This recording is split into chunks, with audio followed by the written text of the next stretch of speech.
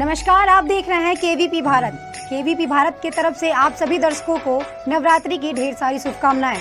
मैं सुष्मिता राज आपके साथ। जैसा कि आप सबको पता है, नवरात्रि का पावन पर्व चल रहा है। इस बार आप सभी मास्क, सोशल डिस्टेंसिंग और सैनिटाइजर को ध्यान में रखते हुए नवरात्रि का पर्व मनाइए। नवरात्रि का पर्व देश में पूरे हर्ष उल्लास के साथ मनाया जा रहा है।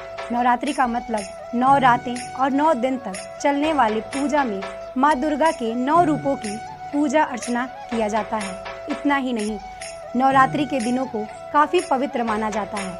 इन दिनों में किसी भी शुभ काम का आरंभ किया जाना काफ़ी शुभ होता है। आइए देखते हैं नवरात्रि के 9 दिनों में माता के कौन कौन से 9 स्वरूपों की पूजा की जाती है। नवरात्रि के पहले दिन घट स्थापना के बाद माँ दुर्गा के प्रथम स्वरूप शैलपुत्री का पूजन अर्चन किया जाता है। शैल का अर्थ हिमालय से है।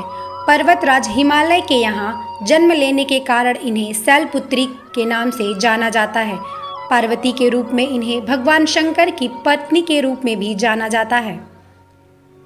नवरात्रि के दूसरे दिन माता के ब्रह्मचारिणी रूप का पूजन किया जाता है। माँ ब्रह्मचारिणी के दाएं हाथ में माला और बाएं हाथ में कमंडल रहता है।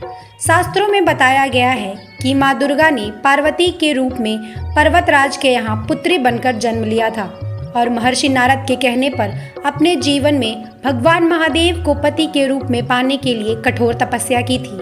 हजारों वर्षों तक अपनी कठिन तपस्या के कारण ही इनका नाम ब्रह्मचारिणी या तपस्विनी पड़ा।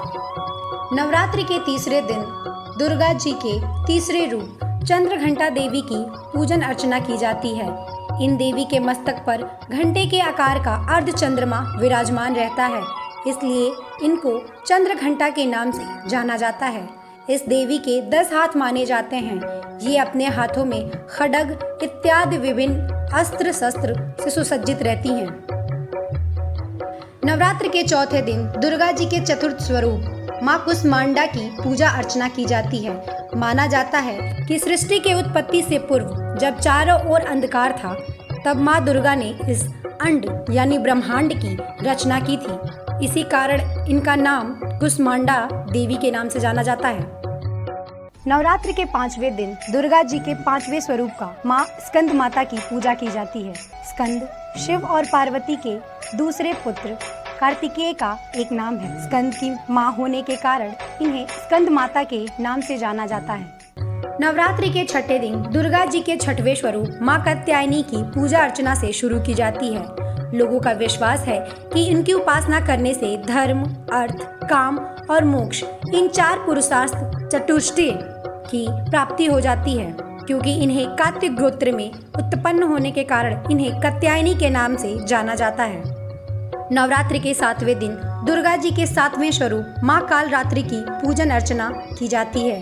इनका वर्ण अंधकार की भांति एकदम काला है। बाल बिखरे हुए हैं। इनके गले में दिखाई देने वाला माला बिजली की भांति दिव्य दिव्य चमकता है। इन्हें तमाम असुरीय शक्तियों का विनाश करने वाली देवी भी माना जाता है। नवरात्रि के 8वें दिन दुर्गा जी के 8वें रूप महागौरी की पूजा अर्चना की जाती है। जैसा कि इनके नाम से ही स्पष्ट है, इनका वर्ण पूर्ण रूप से गौर अर्थात सफेद है। इनके वस्त्र भी श्वेत रंग के होते हैं। सारे आभूषण श्वेत। इन्हें श्वेत देवी या गौरी देवी कहा जाता है। इनका वाहन वृषभ अर्थात बैल माना जाता है। नवरात्रि के 9वें दिन दुर्गा जी के 9वें स्वरूप माँ सिद्धिदात्री की पूजन अर्चना की जाती है। जैसा कि आप सब जानते हैं, सिद्धिदात्री की पूजन अर्चना करने से कभी सिद्धियों को प्राप्त किया जाता था। सभी प्रकार की सिद्धियों को प्राप्त करने वाली माँ सिद्धिदात्री सभी के मन को शांत रखती हैं।